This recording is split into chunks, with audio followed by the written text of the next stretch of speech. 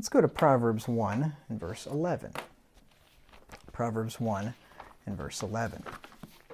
So he said in verse 10, "My son, if sinners entice thee, consent thou not." And then he goes on to say, "If they say, come with us, let us lay wait for blood, let us lurk privily for the innocent without cause." Now, being enticed to do something foolish or stupid is one thing. When people are coming to you and saying, let's lay wait secretly and kill people, that would probably be like, no, I think I'm hanging out with the wrong crowd here. I really need to examine my life. I need to get away from these people, right? And Solomon is here describing the nature of fallen, depraved men. Now, these men happen to be some, as I will get to in just a second, that this would be what raw depravity is like. And this happens to be what we would all be like if it wasn't for the grace of God and the restraining hand of God. You see, these are sinners. Solomon said in verse 10, "My son, if sinners entice thee." But these are sinners who have not been saved by grace. See, we're all sinners. It says, "For all have sinned and come short of the glory of God." Solomon said in Ecclesiastes, "There's not a just man upon the earth that doeth good and sinneth not." So we're all sinners. But these are sinners who have not been saved by grace. And I can prove that to you by looking at verse 16. Proverbs 1:16. Speaking of these same guys, it says, "For their feet run to evil and make haste to shed blood." Now, that verse might kind of put some, bring something to mind, and that would be in Romans 3:15. It sounds like similar language, and in Romans 3:15, Paul is quoting this verse, and he's using this verse as an example of the natural man, the man whom he says there in verse 10, Romans 3:10, "As it is written, there is none righteous, no, not one. There is none that understandeth, there is none that seeketh after God. They are all gone out of the way, they are together become unprofitable. There is none that doeth good, no, not one. Their throat is an open sepulchre. With their tongues they have used deceit. The poison of asps is under their lips. Their mouth is full of cursing and bitterness. Their feet are swift to shed blood." This is what Paul's quoting here in Proverbs 1:16. "For their feet run to evil and make haste to shed blood." So this is an example. Paul's using this verse as an example of Jews and Gentiles all under sin. People who by nature want nothing whatsoever to do with God. They're spiritually dead. So therefore, it can be concluded that these conspirators here in Proverbs 10 through 19, they're not a rare exception to the generally good members of the human family. This is the norm. It's not the exception. If it weren't for God's restraining hand, then all of the reprobate that aren't saved by grace, they'd all be like this. They'd all act just like this. It says in Psalm 76:10, "Surely the wrath of man shall praise thee, the remainder of wrath shalt thou restrain." So God allows the wrath of man to do his purposes, right? He used the wrath of the Babylonians to destroy his people Israel, right? He used the wrath of the Assyrians to destroy the northern kingdom of Israel. So he does that. And he used the wrath of the Romans to destroy Israel later in 70 AD. And then the remainder of wrath he restrains. So God can use, it says in Psalm 17 that the wicked are his hands and his sword. So he can use men and use their natural tendencies, use what they want to do, and that is to go have conquest, to murder people, to kill people, to take them over. And he just steps back and says, okay, do what you want to do. And he uses them doing what they want to do to punish his people, right? So this is the norm. This is what all of us would be like if our wrath was not restrained, especially those who are not saved by grace, who don't have a new spirit within them. For a child of God with a conscience, it's difficult to imagine that there are men like this in the world who actually lay wait for blood and lurk privily for the innocent without cause. But such people are among us. There actually are people out there like that. Now, granted, there'd be millions of them if it wasn't for the restraining hand of God. But God does, for whatever reasons, known to him only, he does sometimes allow those types of people to be loose in society. And they do. I mean, there are murderers out there, and there are people that lay wait for the innocent. I mean, it's a horrible thing to think about, but it happens. They carry out their despicable deeds privily. It says, "Come, let us lay wait for blood, let us lurk privily for the innocent without cause." Privily is in a privy manner, not openly or publicly, secretly, privately, stealthily, or craftily. And this makes perfect sense. Sinners do their devilment in the darkness because they are darkness, and they love darkness, right? Paul said in 2 Corinthians 6 and verse 14 that sinners are darkness themselves. Not only do they operate in the darkness, do they love darkness, but they actually are darkness. This is what we all were before we were saved by the grace of God through the blood of Jesus Christ. 2 Corinthians 6 and verse 14. Here Paul is saying something pretty much like what Solomon is saying. Be ye not unequally yoked together with unbelievers. For what fellowship hath righteousness with unrighteousness? And what communion hath light with darkness? Right? The unbelievers there are darkness. Right? When sinners entice thee, consent thou not. Right? Don't be unequally yoked with unbelievers, Paul says. So the unbelievers there are called darkness. And Jesus said that they love darkness. Look at John 3 and verse 19. John 3 and verse 19. It says, and this is the condemnation, that light is come into the world, and men loved darkness rather than light because their deeds were evil. They love their sin. So they love darkness. Right? Darkness covers their sin. It's a cloak for their sin. They don't like the light because the light reproves and makes manifest, Paul says in Ephesians chapter 5. It shows evil for what it is. They don't like the light. They like to stay away from it. They're like cockroaches.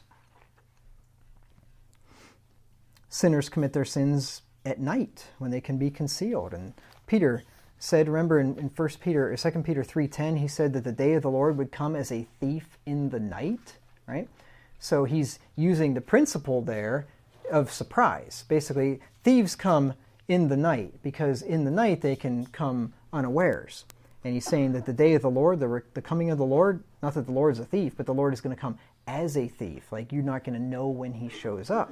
This is what evil men do. They do things at night. 1 Thessalonians 5 and verse 7, Paul says that that they that are drunken in the night. 1 Thessalonians 5 and verse 7. For they that sleep, sleep in the night, and they that be drunken are drunken in the night. And I don't know. I don't know if this has something to do with why kids usually like to stay up really late, and the older you get. Some people are night owls, and I'm not saying be a night owl is a sin or anything like that. But it is interesting that when you're young, you like to stay up late, you like to go out late, you like to do things late at night. Why? Because that's when sin takes place. When you get older, at least this has been my experience, when I was younger, to be caught on a Friday night at home at 9 o'clock, be like, you are such a loser. I remember thinking this years ago whenever I was back from overseas, I was living by myself, and it's a Friday night, and it's 9 o'clock at night, and I'm just sitting there reading or doing something and getting ready to go to bed, and it just dawned on me, wow, I would have considered myself the biggest loser ever just a few years ago to be at home on a Friday night doing nothing, right, or getting ready to go to bed at 9 o'clock. But, that's what happens whenever you're changed, and you don't want to be out partying with your friends and getting drunk and doing other horrible things. But sinners, they like to do that. Did I ever read the verse? I don't think I did. Did I read it? 1 Thessalonians 5:7. For they that sleep, sleep in the night. Yeah, and they that be drunken are drunken in the night. You don't know very many people that are drunk in the day. And if they are, they're alcoholics, right? So the average person that likes to go tie one on, it's at night, right? He's not doing it in the morning, typically. Deeds that must be done in secret are usually evil. Ephesians 5 and verse 12. Chances are, if you have to do it under a cloak of secrecy, it's probably not something you should be doing. That's not a universal rule. I mean, there were things that you might want to do where you didn't want anybody to know about it, and it wouldn't be wrong. But typically, when groups of men get together and they start planning and scheming and they're doing things in secret, chances are they're probably not doing a good thing. Like Jekyll Island in 1911 or 12. I'm not sure exactly what year it was that they met, but they met there. These guys met which is an island off of Georgia, and they met there to formulate what would then become the Federal Reserve system. And the guys from Morgan and Rockefeller and Warburg and some of these guys, anyway, they all got together under cloak of secrecy. They were supposed to be going on some hunting trip or something, and they all go out there to this island and they plan the whole Federal Reserve System, and then they bring it back, and then they start working on senators and working on newspapers to start trying to promote this and get the public, in favor of it and all this stuff. But it was done in secret. It came out later, years later. They found out about all the. There's been books written about it. There's a book written, "The Creature from Jekyll Island" by Edward G. Griffin. Yeah, where that's well known. I mean, that's not even conspiracy stuff anymore. That's just a well-known. You can look that up anywhere. It's a well-known fact that happened. But I would say, Ephesians 5:12. I didn't get to that verse. For it is a shame even to speak of those things which are done of them in secret. There's some things that are just even wicked to even think about. The thought of foolishness is sin, we're told in Proverbs. And I think about Freemasonry. It's done in secrecy, right? You ever see a Masonic building, a Masonic temple? You notice one thing missing from the building? Windows. There are no windows. And if there are windows on the front, it's only of the little vestibule area, but there are no windows into the room where they meet. I've been in a Masonic temple before, believe it or not. I have sat in the Worshipful Master's chair, believe it or not. I didn't even know what the Masons were at that time. I thought they were just like some kind of I don't even know what they were. Here I am, I'm with this guy, I'm sitting in the Worshipful Master's chair, and I turn around and say, what's this Masonry stuff about anymore? It's like the mafia or something? Oh, no, it's a philanthropist organization, and we do things for kids, and blah, blah, blah. I'm like, oh, that's interesting. And I didn't know anything. I knew nothing about nothing. Here I was sitting in a Masonic. I mean, there was no meeting going on. It was just, he had a key to the place. He was the past master. He was a worshipful master in the lodge, and he was then retired, I guess you would call that. They call him the past master. But anyway, 32nd degree Mason. Crazy. He didn't try to recruit me, which is interesting. But anyway, I was young back then. I was only probably 20 or something. But anyway, interesting experience. But it's a shame to even speak of things that are done of them in secret. If there was nothing wrong with Masonry, they wouldn't be doing it in secret. They wouldn't drown people in Lake Erie for exposing the first 3 degrees like they did to Captain William Morgan back in the 1800s. And that's another story, but that's an interesting one too. But anyway, thank God that we were sometimes darkness and are now light in the Lord. Ephesians 5 and verse 8. It says, for ye were sometimes darkness, but now are ye light in the Lord. Walk as children of light. So Christ has made us light in the Lord, and then he tells us, walk like it, act like it.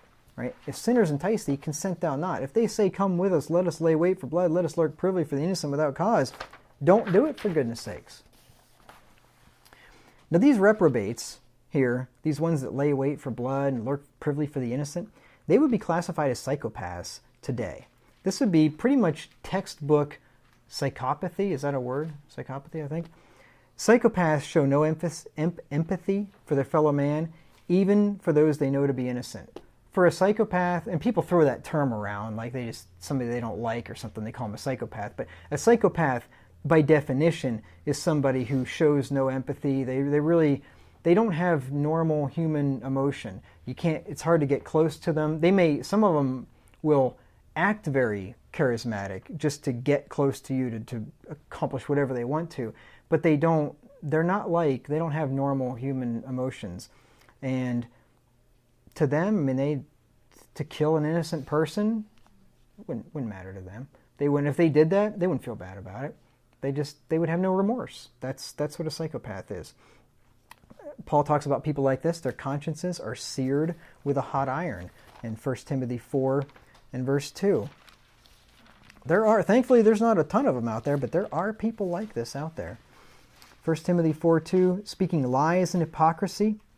This is in the latter days when men depart from the faith, giving heed to seducing spirits and doctrines of devils, speaking lies and hypocrisies, having their conscience seared with a hot iron. That's these types, right? They would lay wait for the innocent, knowing that they're innocent, and would just be like, let's kill them. Let's take their stuff. Because that's the next verse. Solomon goes on to tell us that they're doing it to take their stuff, right? Just murder people, just to have their stuff. They target the vulnerable without cause, They don't feel any pricks in their stony hearts, and they derive pleasure by it. Hopefully none of us ever meet somebody like that. I don't want to meet somebody like that, because a lot of times you don't know, unless you're really keen on these things, you might not know a psychopath whenever you meet one. He may seem like a really nice guy. So you always want to have your antenna up, just not to be paranoid, but if somebody seems too good to be true, maybe they are, just might want to be a little bit careful. If he starts talking about, hey, come with me and let's murder somebody, yeah, that's probably about the time where you say, let's not be friends anymore. So when a young man or any man comes into contact with someone possessing these wicked tendencies, he most certainly must steer clear of them completely. And this is what Solomon tells his son to do there in Proverbs 1 and verse 15. Proverbs 1:15. My son, walk not thou in the way with them, refrain thy foot from their path. So the thing is, if this type of thing never happened, Solomon wouldn't certainly take, 9 verses of these